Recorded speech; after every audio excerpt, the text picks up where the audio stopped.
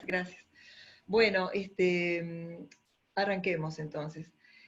¿Por qué, bueno, cuando Lucía me ofreció integrar esta maratón y me hizo el planteo de la temática, bueno, enseguida empecé como a entusiasmarme, sobre todo porque, como decía Lucía, yo creo que no solo a los que tienen chicos, hijos, los abuelos, sino el encuentro con nosotros mismos, ¿no? Con nuestro niño, ¿no? Con nuestra herida inicial, nuestra herida fundacional, diría, ¿no?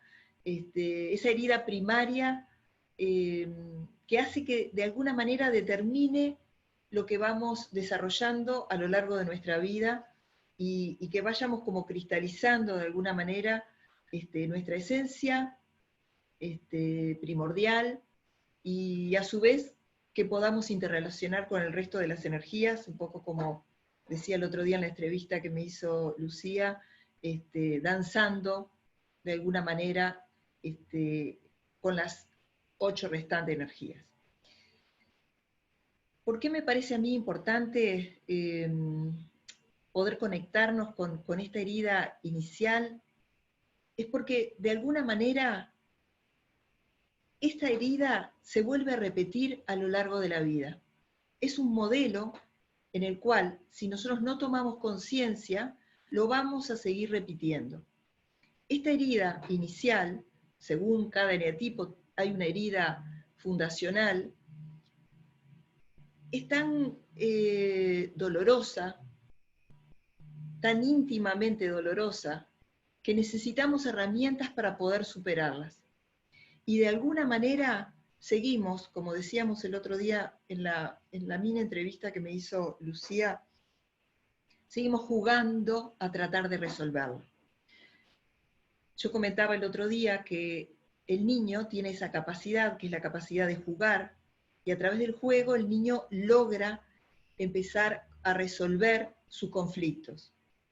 Por eso cuando uno le lee un libro a un niño, quiere que se lo leas todas las veces igual. Cuando jugás a un juego, quiere que el juego sea igual. ¿Por qué es? Es porque necesita una y otra vez elaborar ese momento, ese instante que le refiere a su dolor, que no lo puede de alguna manera elaborar de otra manera. Lamentablemente los adultos, por la vida que llevamos, por el trabajo, porque pensamos que ser adultos nos distancia del juego, dejamos de jugar. Y al dejar de jugar, ¿qué hacemos? Empezamos a jugar en la vida. Entonces, es muy común en la clínica ver personas que vienen una y otra vez con situaciones iguales, con relaciones iguales. Te dicen, yo no puedo creer, Mónica, cómo una y otra vez vuelvo a encontrar el mismo tipo de personas. Y de alguna manera es casi esperable. Porque si uno no logra entender dónde está ese dolor y trata de maternarse o paternarse, trata de realmente ser uno el buen padre, la buena madre que uno le hubiera gustado tener, es difícil curar esa herida. Acá hay 2 o 3 aclaraciones que me parecen importantes hablarlas porque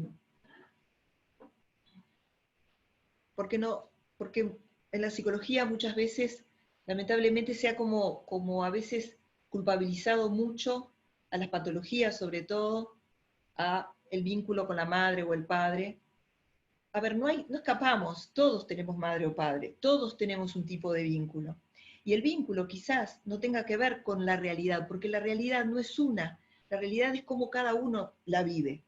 Entonces, cuando hay una mamá y un papá, esa mamá y ese papá se vincula con los hijos de diferente manera, se vincula consigo mismo, o sea, uno mismo ve a los padres quizás muy diferente a lo que lo viven o lo ven los hermanos, y ustedes me dicen, ¿y qué tiene que ver esto con el eneagrama? Bueno, yo creo realmente, hoy se habló mucho de espiritualidad, se habló mucho de que somos un alma en experiencia humana, que creo que tenemos un alma que realmente viene a aprender cosas. Yo creo realmente que la vida es una gran escuela que nos que nos pone lecciones para aprender y para crecer y para ir desarrollándonos en este desarrollo de conciencia, y que este camino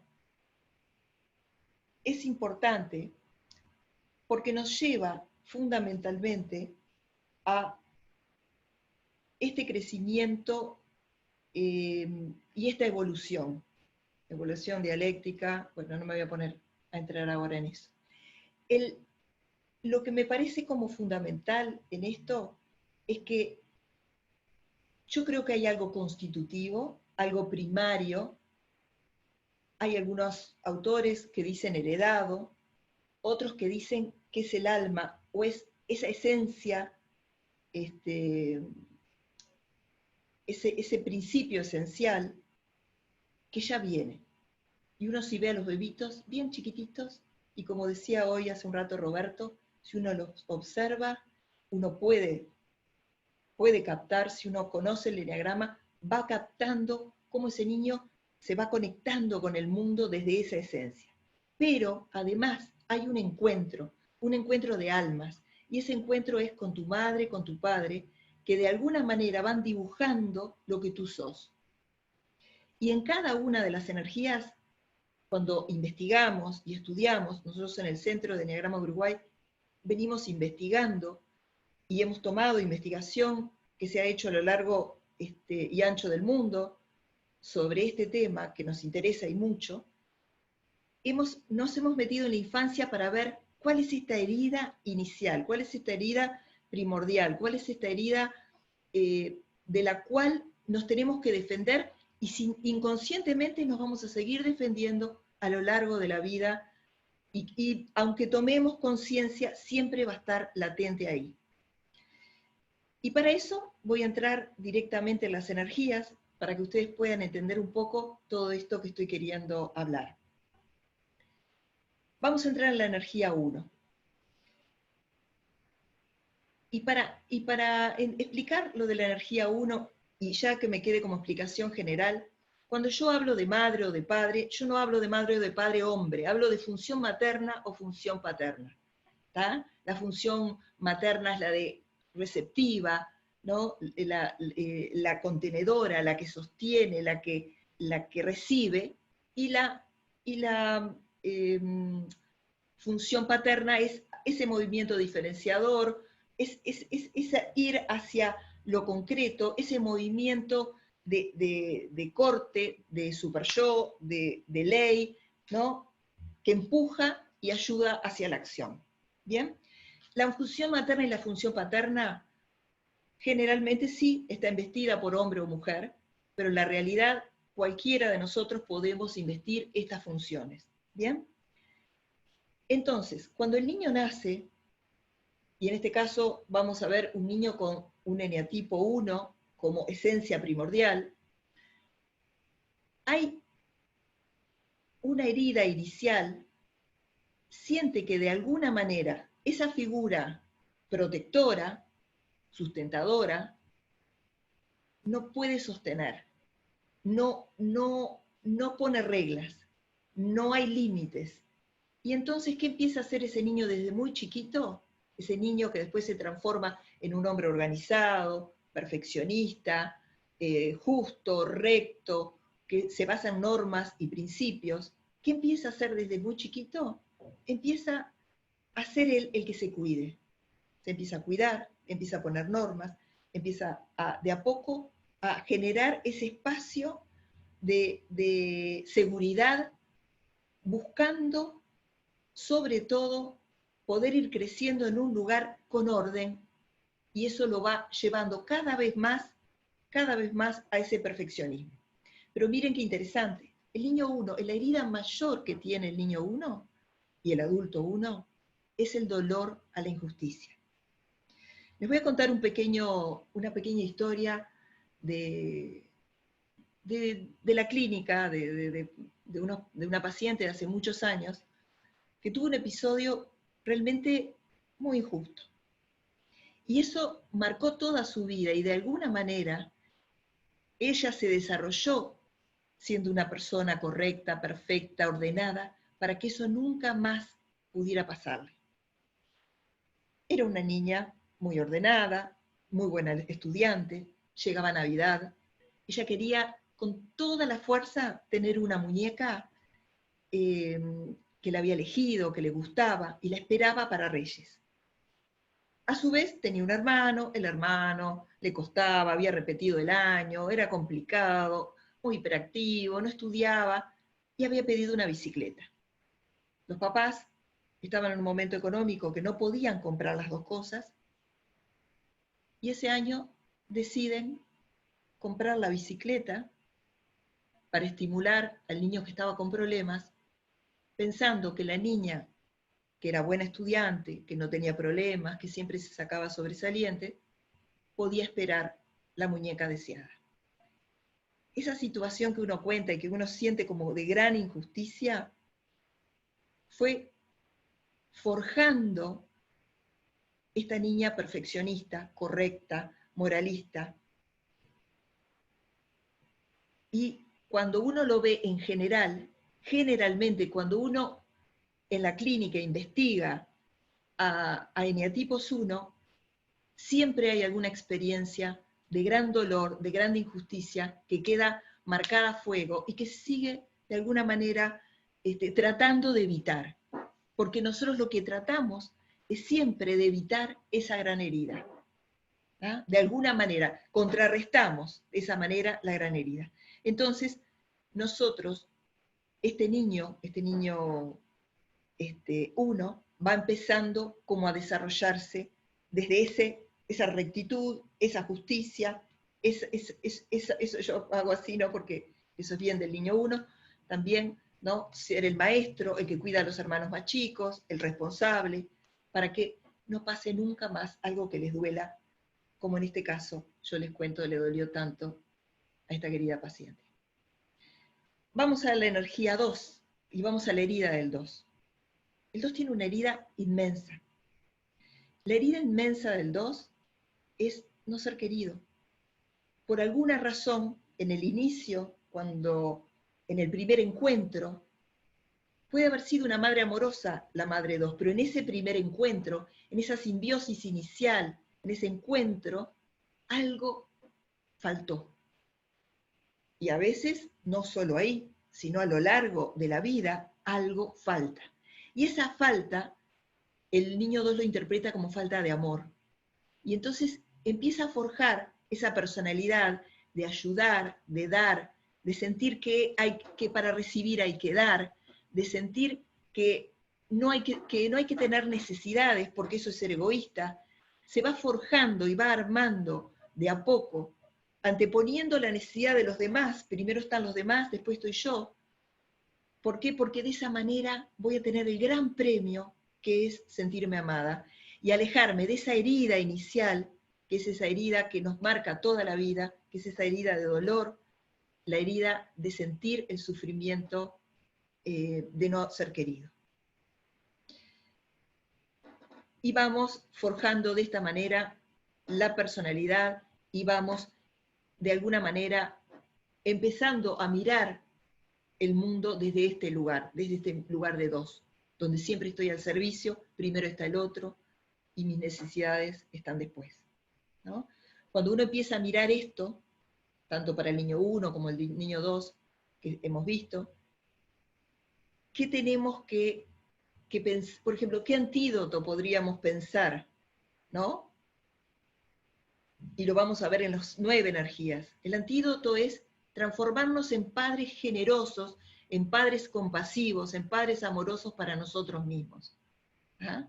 Entonces, no permitir la injusticia para un niño 1, no permitirnos para un niño 2 la falta de desamor, darnos amor, querernos nosotros para poder querer a otro, llenar nuestra canasta para poder dar a otro, y no desde el vacío, y no desde la falta y desde la carencia.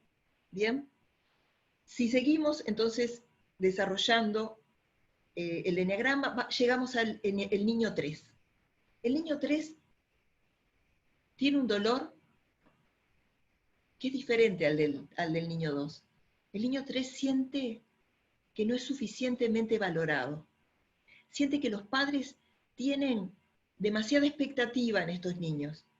y entonces sienten que este niño tiene que llegar a cosas grandes ¿para qué? Para lograr tener la atención fundamentalmente de estas madres. Generalmente tienen madres fuertes, madres que tienen poco tiempo de mirar, o de estar, o de valorar, pero si el niño siente que si hago algo exitoso, si hago algo fuerte, si hago algo muy valioso, entonces mamá va a estar contenta. ¿Por qué? Porque el niño 3, se transforma en una proyección narcisista, generalmente de la función materna, digamos, generalmente de esas madres fuertes, donde desde el punto de vista narcisista ellas quieren brillar también a través de sus hijos. Entonces, ese niño se transforma en eso, en un ser humano. Soy lo que hago, lo que valgo, lo que doy, a donde llego. Ese es mi valor, ese es mi sentido de ser.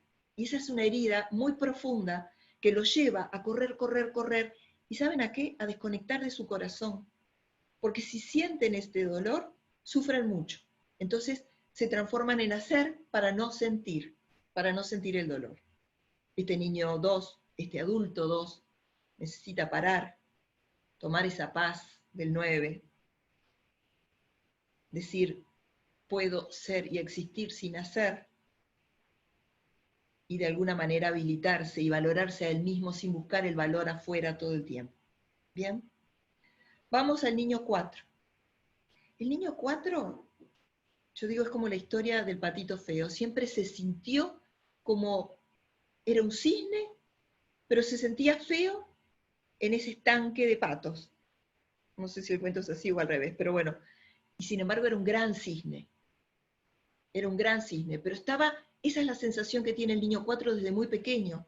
A veces plantean como que es adoptado, tienen fantasías. En la clínica te dicen, tengo la fantasía, me decía un paciente, hace muchos años también, de que mis padres, cuando yo era chico, en la noche, se juntaban con mis hermanos a hablar de que yo era adoptado.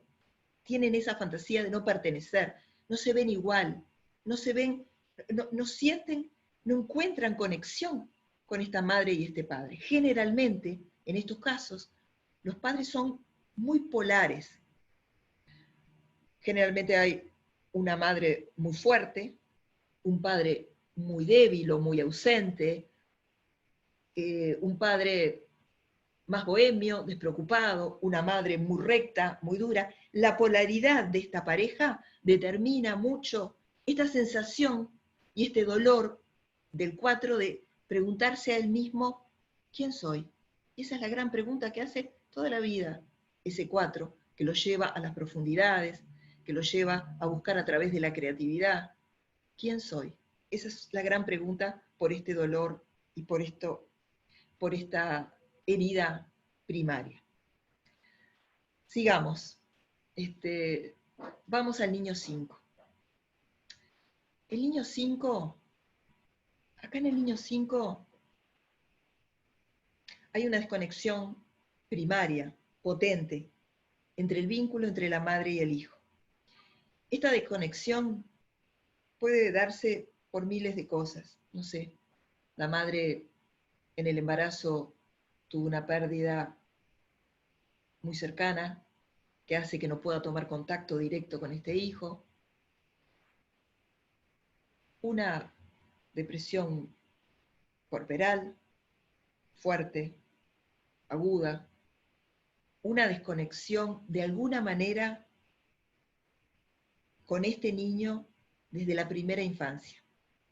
Esta desconexión es tan dolorosa, tan profundamente dolorosa, que el niño decide irse al mundo de las cosas que le interesan. Él dice, me la voy a tener que arreglar solo en este mundo, entonces quiero conocerlo, quiero ver la utilidad de las cosas.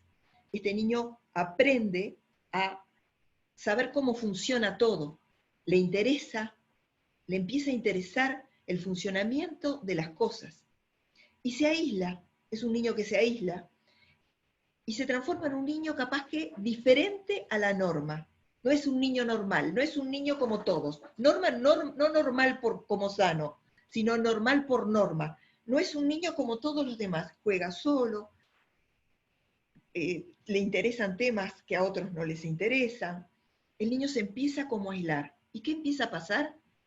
Los padres se preocupan, los papás quieren que los niños sean iguales a los demás, entonces lo abruman. Salí a jugar, deja la tele o la computadora, salí, hay sol, te traje amiguitos, jugá con fulanito, lo empieza a abrumar. ¿Y qué pasa con este niño? Cada vez se aísla más, se aísla más, se aísla más. Y así se va conformando esta personalidad, donde de adulto son personas que dedican mucho tiempo a las cosas que sí les interesan, pero de alguna manera les cuesta el vínculo, les cuesta el relacionamiento con los demás, se aíslan, no quieren, tratan de estar lo más lejos del encuentro con otros. ¿Ah? A ver,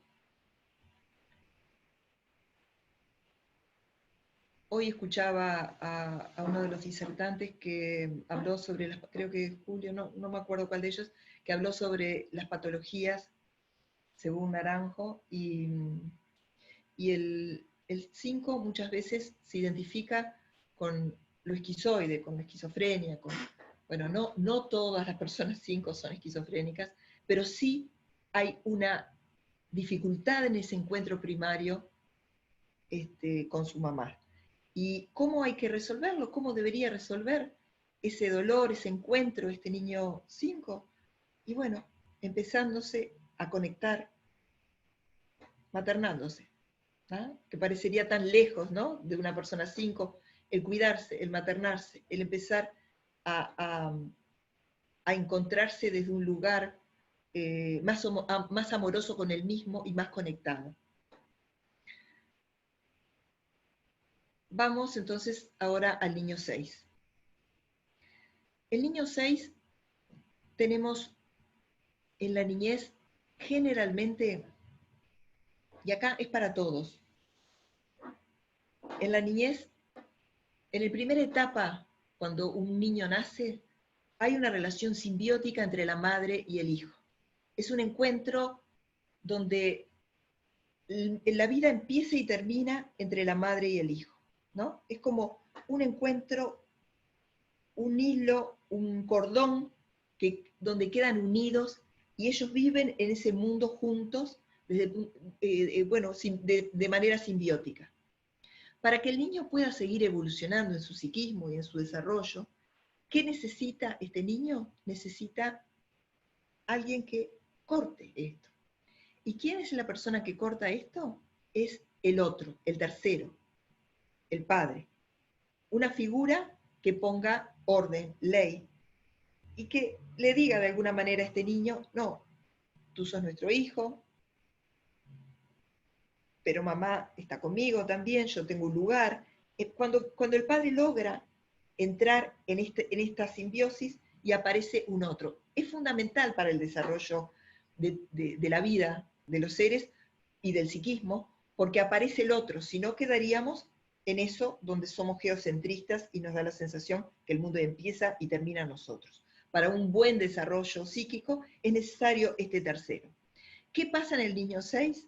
Bueno, en el niño 6, a veces esta figura, esta tercera figura, es débil por algún motivo, porque trabaja y viaja mucho y no está, porque la madre es muy avasalladora, muy fuerte y no logra entrar, porque también es la madre la que tiene que dar permiso a la entrada, y a veces la madre no quiere, también se resiste a ese corte entre el bebé y ella.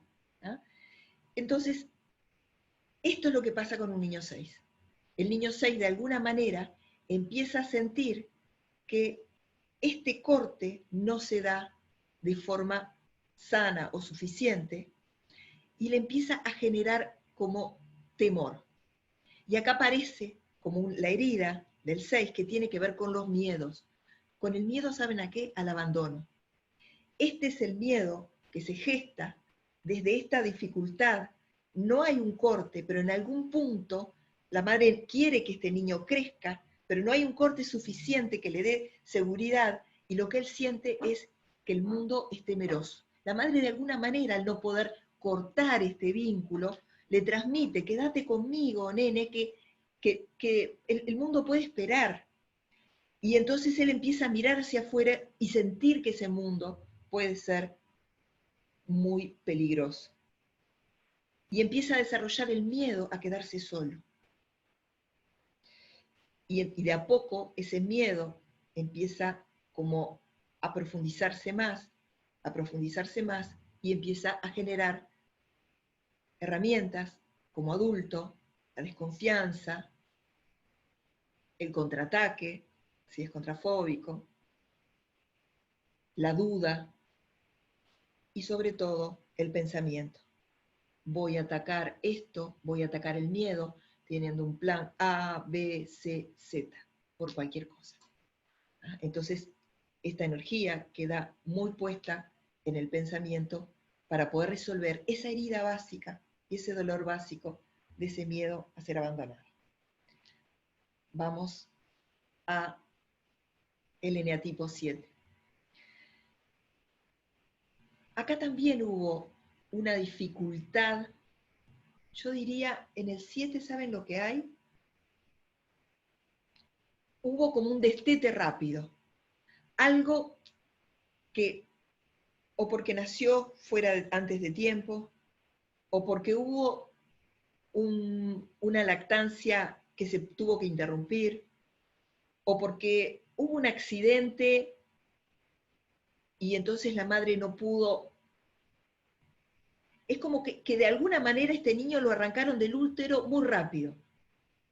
Y entonces eso generó un sufrimiento terrible. Nosotros vemos, siempre digo que el 7 es el que tiene el sufrimiento más amplificado, ¿no? Vive toda la vida tratando de no sufrir, que esa es su gran herida, no quiere sufrir, que cuando la vida lo enfrenta y toca el sufrimiento, él queda de alguna manera desarmado, como cuando era un niñito, un bebé, desarmado en la vida. Y entonces, él empieza a desarrollarse y llega a la fase de separación. La fase de separación tiene que ver con el desarrollo del niño. ¿Y saben qué usa un niño para empezarse a separar de su mamá? Un objeto de transición, que es un trapito, un osito, un conejito.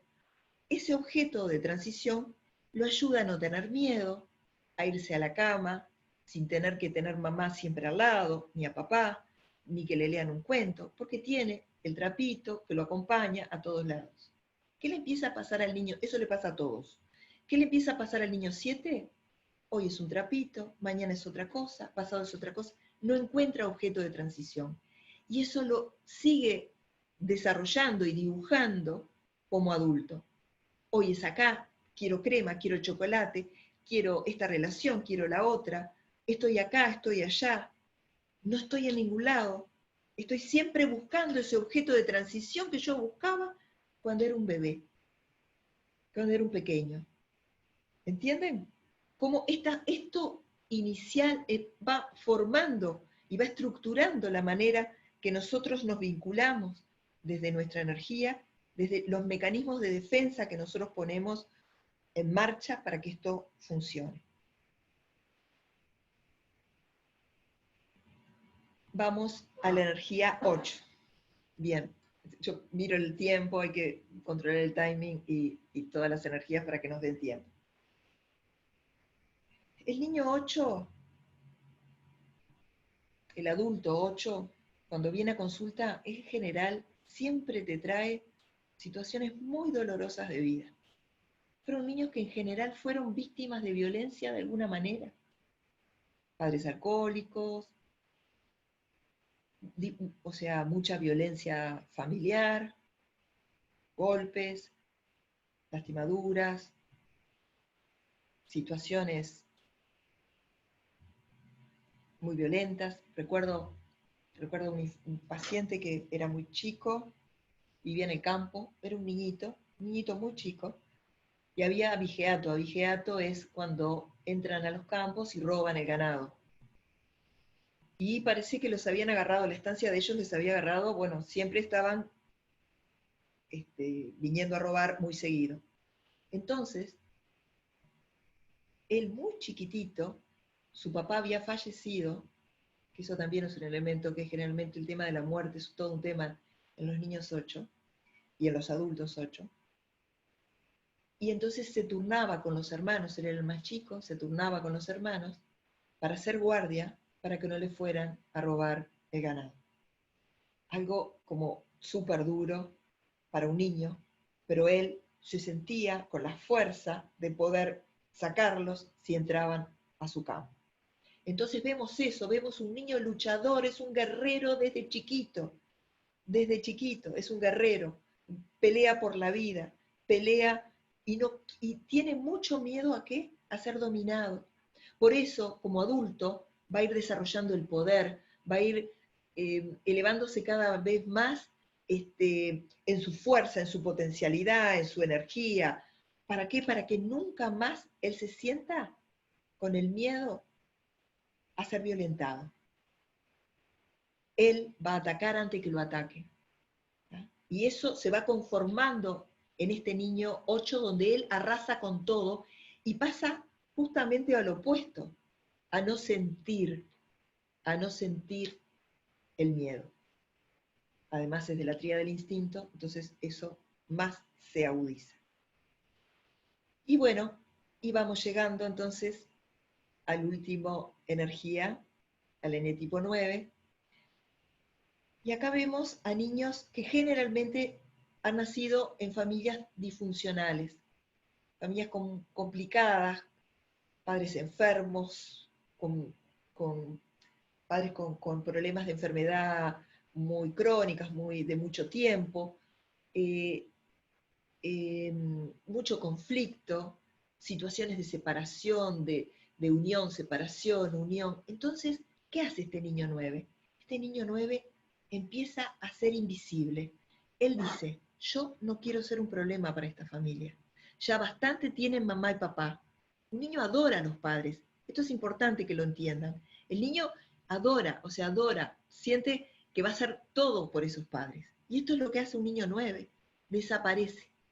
Muchas veces te dicen, era tan bonito, cuando uno habla con una mamá de un niño 9, un adulto 9, te dice, era tan bonito, no hacía ni ruido, ¿no?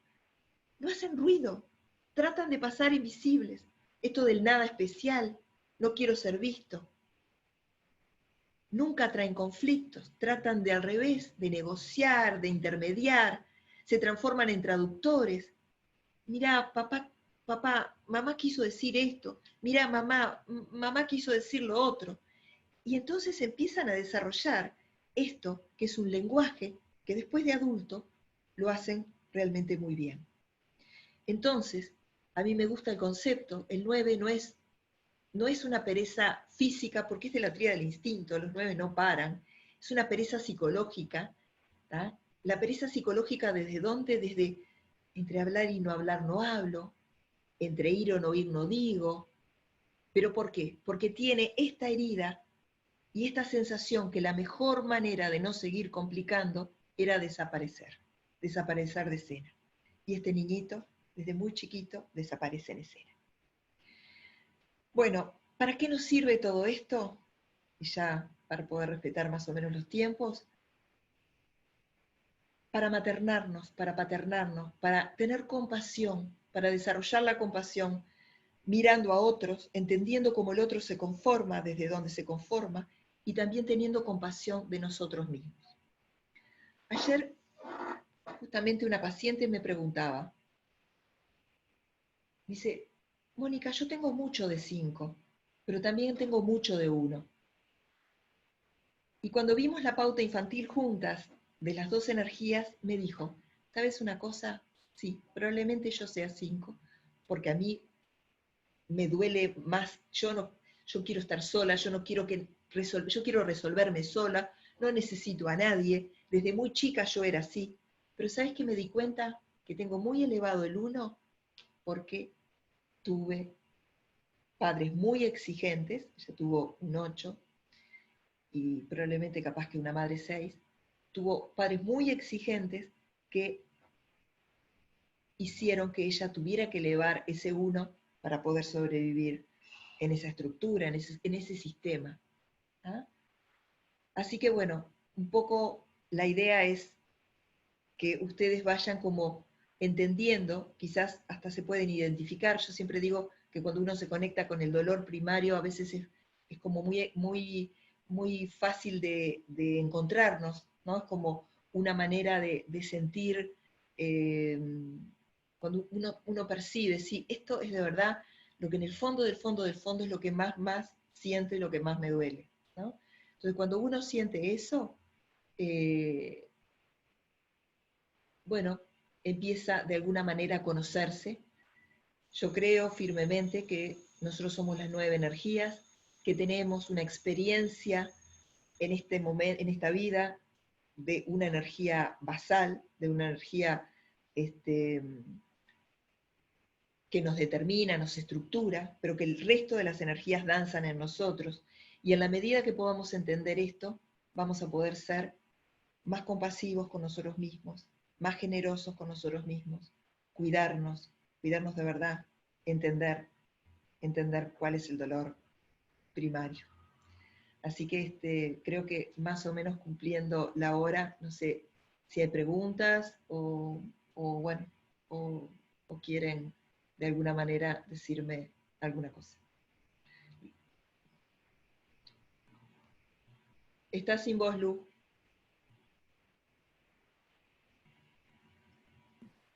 Ahora sí. Te escucho ya, qué placer, por Dios, ¿no? El recorrido por estos niños y por lo que fuimos, y bueno, me veía la gente con la que estoy, y además muchas veces esto que vos decís, cuando uno está trabajando con los otros en el proceso, digamos, de la terapia, como en tu caso, o en el caso del neocoaching, cómo abordar con tanto amor y cariño, ¿no? Estos procesos, cómo darle lugar, darle espacio. La verdad me quedé así como queriendo escuchar más. Creo que a todos nos debe haber pasado lo mismo, pero hay tantas preguntas, Moni, que te parece que empecemos por todas las Dale, preguntas. dale, dale, dale. Era corto el tiempo y traté de sintetizar, pero de verdad cada uno, yo creo que cada una de las energías, cuando uno entra en el dolor y en la herida primaria, dan como para una charla larga, con muchos ejemplos que de alguna manera nos ayudan a entender mejor. Pero vamos, arranquemos con las preguntas. Bien, Muy bien. Eli dice, soy maestra, es Ujú. tal cual lo que vos decís, ¿puedo encontrar material para ayudar a mis alumnos? Bueno, no sé de dónde es ella, pero bueno, si vive en Argentina, tiene una gran maestra como es Lucía. Si vive en Uruguay, la Claro. invitamos a desarrollarse en el Centro de Enneagrama de Uruguay.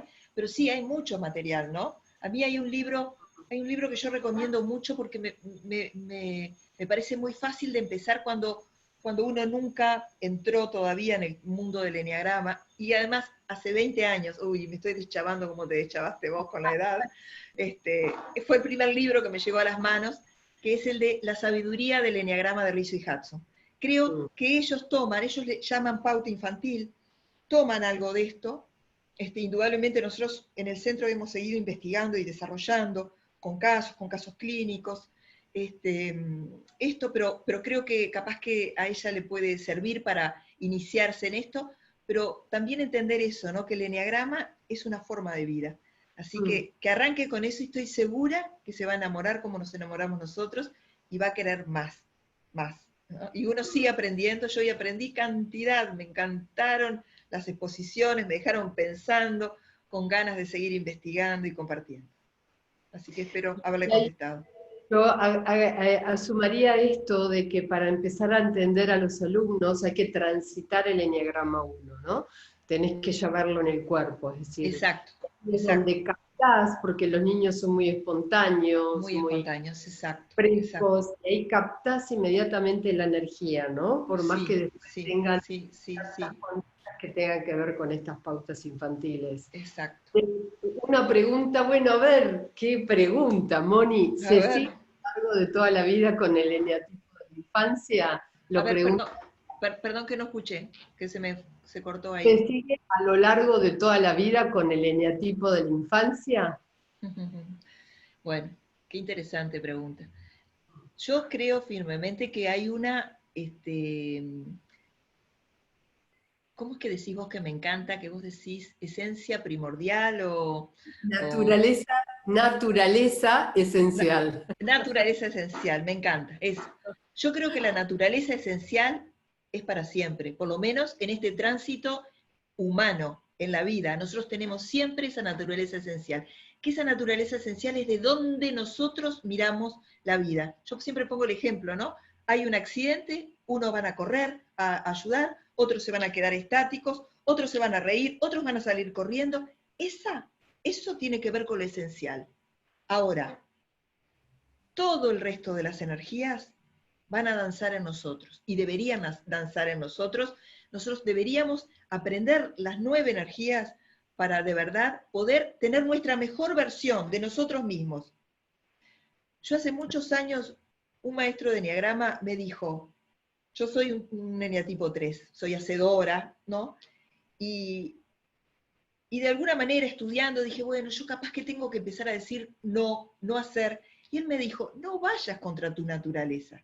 Yo no puedo, yo no voy a ser feliz nunca si yo voy contra mi naturaleza.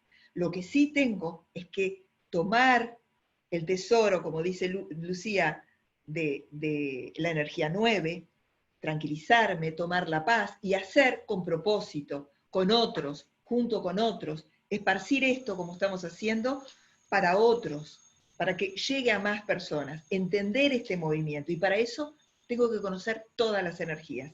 Así que es esto y todas juegan para ser mi mejor versión. No dejo de ser quien soy.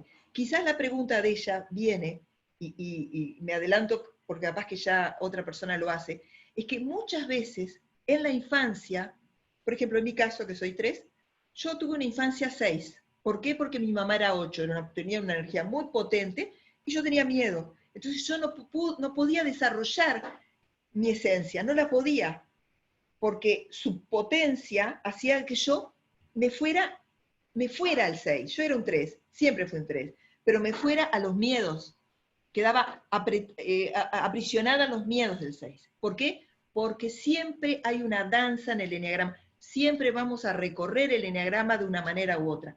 Las 9 energías nos van a tocar en un momento o en otro. Entonces, mi infancia se mostraba muy 6, pero siempre mi esencia fue 3. Creo que... Tal cual, esto que decís,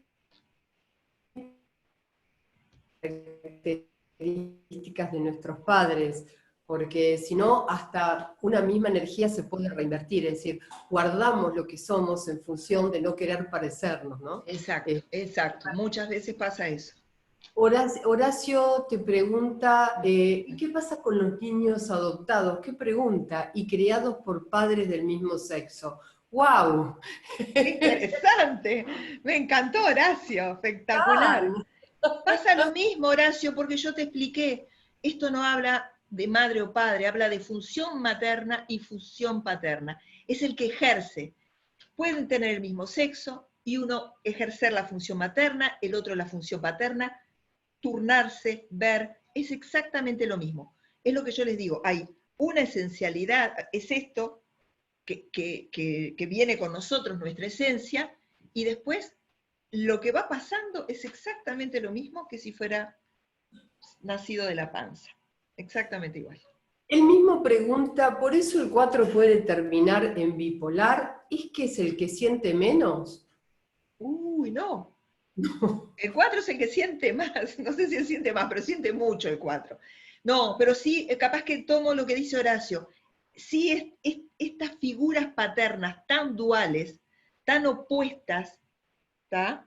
Generan un ruido en el adulto después, que obviamente, si este 4 no se desarrolla, va en sombra, bueno, viéndolo, por ejemplo, los estudios que ha hecho Naranjo como psiquiatra desde la patología, podríamos estar hablando, sí, sin lugar a dudas, de una bipolaridad o un trastorno de personalidad. Pero ese ruido es lo que a él le genera eso de quién soy. Pensémoslo al revés, pensémoslo en positivo. Es esa polaridad lo va a empujar a la búsqueda permanente. ¿Ah? Mm.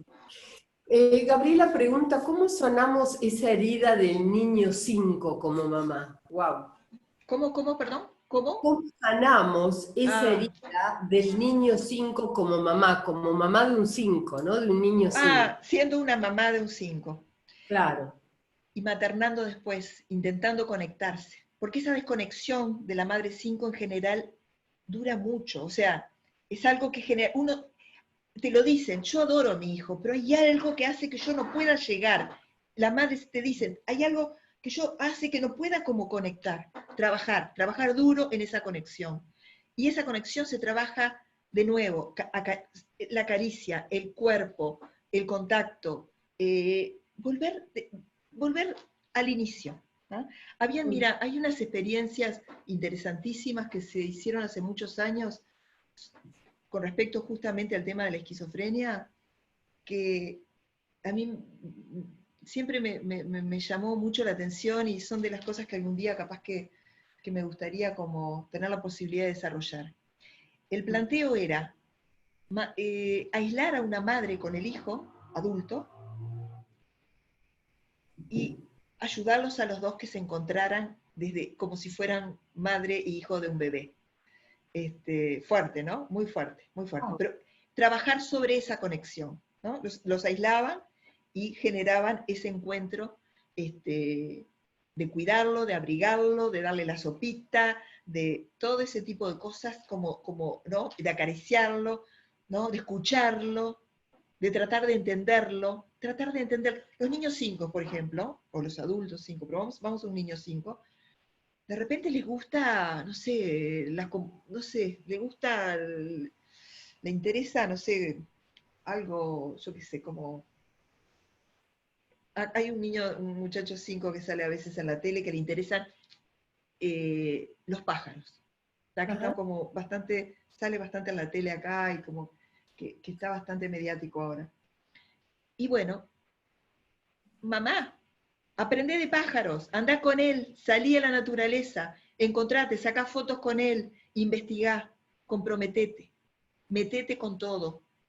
Esa es una buena manera de empezar a curar. ¿Bien? Pero tampoco se sientan tan... A ver, nadie se sienta tan culpable. Todos tuvimos madres, padres, yo soy madre, tengo una hija 6, una hija 7, y bueno, y siempre algo hicimos, otra cosa más o menos, pero tenemos toda la vida para reparar eso, toda la vida para un encuentro mejor, más amoroso. Yo les voy a decir una cosa, a cualquier energía, lo único en la vida que cura es el amor. Es lo único que cura en la vida.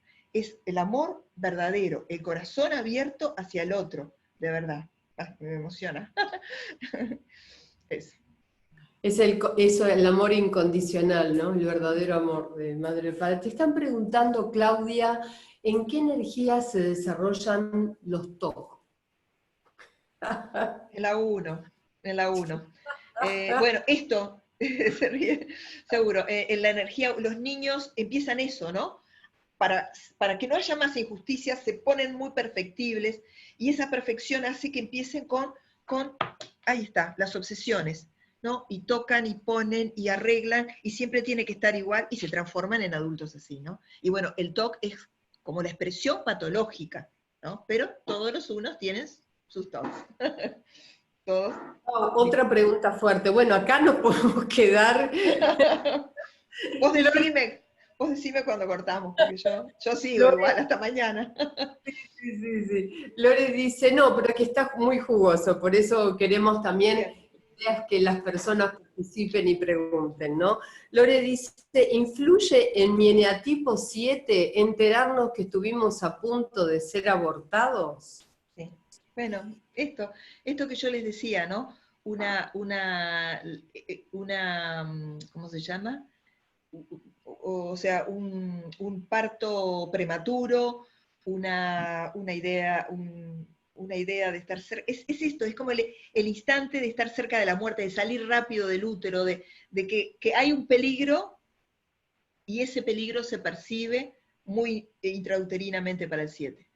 Exacto, sí, sí. Laura dice, ¿cómo identificar el eneatipo de nuestros hijos? Veo claro el de mi hija, pero el de mi hijo no. ¿Es posible que cambie su eneatipo con la llegada de la adolescencia? se supone que en la infancia se están formando y pienso que podría cambiar. Hoy Roberto Pérez decía una cosa que yo coincido bastante con él en esto. Para identificar la energía de un niño, uno tiene que saber mucho de enneagrama, ¿no? Este, porque el niño es muy fluctuante. Él decía que hay que mirar al niño jugando con otros, ¿no? Sí, yo creo que puede ser así, bueno, uno observando las conductas lo va como decodificando. Pero es verdad, un poco lo que yo les decía de mi ejemplo, ¿no? Yo de niña, si me hubieran diagnosticado 6. Mi hermano es 6, y mi hermano siempre decía, a mí me da más miedo tu miedo que mi miedo. Qué gracioso, porque él era 6, y él vivía con el miedo y se manejaba con el miedo, pero yo cuando me iba del 3 al 6, me iba tan masivamente que él me decía, me da más miedo tu miedo que mi miedo. Bueno, eso es de alguna manera lo que a veces pueden confundir. Por eso, en general, uno va observando, a ver, hay energías que son, yo les diría que desde la cuna se ve. El niño 8 ya te hace, te saca el chupete y te mueve es como que parece que nace peleando desde muy chiquito. Uno lo ve desde muy chiquito. Hay otras energías que no son tan fáciles de ver, pero bueno, pero hagan el ejercicio. Lo que sí les pido a todos, que no vayan a estereotipar. Mi hijo es tanto, le ponemos el sello porque él va a desarrollar eso y no le vamos a ayudar a que pueda desarrollar realmente haga realmente su desarrollo de conciencia, que crezca, porque va a quedar etiquetado. Si hay algo que no podemos hacer en el enneagrama es etiquetar. ¿No? La pregunta de la adolescencia me gustaría como completar con lo que estás diciendo, que sí, a veces según qué tipologías, en la adolescencia son muy diferentes a la infancia, ¿no es cierto? Y que muchas veces tiene eso que ver... sería otra charla interesantísima. Claro, A ver, pero me además encanta. tiene que ver con los caminos de crecimiento, porque uno en la adolescencia va mucho a su camino de contracción, que yo digo, ¿no? Que es el que más nos cuesta. Y aparecen otras, porque el adolescente, se está identificando.